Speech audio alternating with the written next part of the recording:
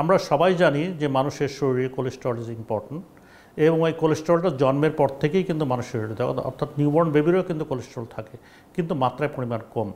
এবং এই কোলেস্টেরলটাই আস্তে আস্তে বাড়তে থাকে এবং যখন বাড়ে এবং মাত্রাধিক বাড়ে তখনই মানুষের শরীরে প্রবলেম ক্রিয়েট করে এবং হলো কি cholesterol dyslipidaemia is the fetal cause of death.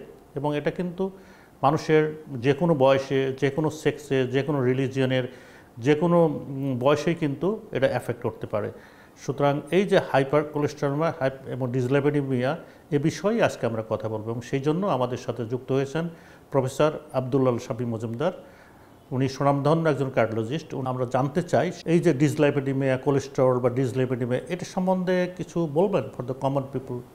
ধন্যবাদ। কোলেস্টেরল তো একটা এসেনশিয়াল কম্পোনেন্ট শরীরের। আমাদের বিভিন্ন হরমোন তৈরি করতে, আমাদের সেলগুলিকে ঠিক রাখার জন্য আমাদের কিন্তু এই কোলেস্টেরল দরকার হয়। কিন্তু এই কোলেস্টেরলও আবার একটা খারাপ একটা দিক আছে।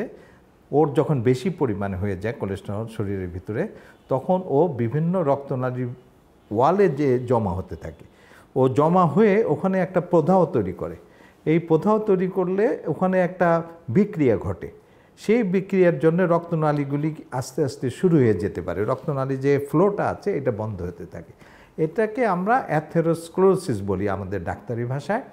এই অ্যাথেরোস্ক্লেরোসিসের কারণে আমাদের হার্ট অ্যাটাক বা হার্ট ডিজিজ হয়, ব্রেনে যে সেরেব্রাল ডিজিজ হয়, পায়ের রক্তনালীতে আমাদের পেরিফেরাল আর্টারি ডিজিজ বলি, হাঁটতে গেলে পায়ে ব্যথা হয়। এই যে এতগুলি খারাপ জিনিস, আবার কিডনির মধ্যে কিডনি রক্তনালীতেও এটা জমা হতে পারে। মানে রক্তনালীর যেখানে জমা হবে সেখানে একটা প্রদাহ তৈরি হবে এবং ওই রক্তনালীগুলি আস্তে আস্তে শুরু হয়ে যে রক্ত চলাচল ব্যাহত হবে। কাজেই কোলেস্টেরলের ম্যানেজমেন্ট, আমি বলবো কোলেস্টেরল ম্যানেজমেন্টটা খুব ইম্পর্টেন্ট।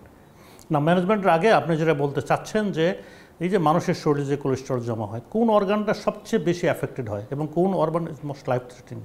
আপনার ধরেন হলে কি ব্রেন আছে, পেরিফেরাল আছে, হার্ট তো মোস্ট ইম্পর্টেন্ট অর্গান। আচ্ছা, না আমরা কি অবস্থা মোস্ট ইম্পর্টেন্ট বলবো, আমাদের কিন্তু ব্রেন এবং হার্ট অনেকটা একই সূত্রে গাথা এরকম আমরা বলি। আমরা কিন্তু এখন আর আলাদা করে বলি না। আমরা বলি যে অ্যাথেরোস্ক্লেরোটিক কার্ডিওভাস্কুলার ডিজিজ বা সেরেব্রাল, আলাদা করে বলি না। যে হার্ট এবং ভ্যাসেস, দ্য ভ্যাসেস বলতে ব্রেনের ভ্যাসেস অ্যাজ ওয়েল অ্যাজ আমার হার্টের ভ্যাসেল। তো হার্টের ভ্যাসেলে একটা ইম্পর্টেন্ট কেন, ওইটাতে তো হার্ট অ্যাটাক হয়। হার্ট অ্যাটাক হলে আপনার উইদিন মিনিটস যদি আমরা প্রপারলি ম্যানেজ না করতে পারি, তাহলে কোনো সময় রোগীর মৃত্যু করতে পারে, আর কোনো সময় একটা ইররেপারেবল ড্যামেজ হয়ে যেতে পারে হার্টে। এই জন্যে হয়তো আপনি যেটা মনে করছেন যে হার্টের রক্তনালী যদি বন্ধ হয়, এটাই হয়তো আমাদের বেশি দৃষ্টি দেওয়া দরকার।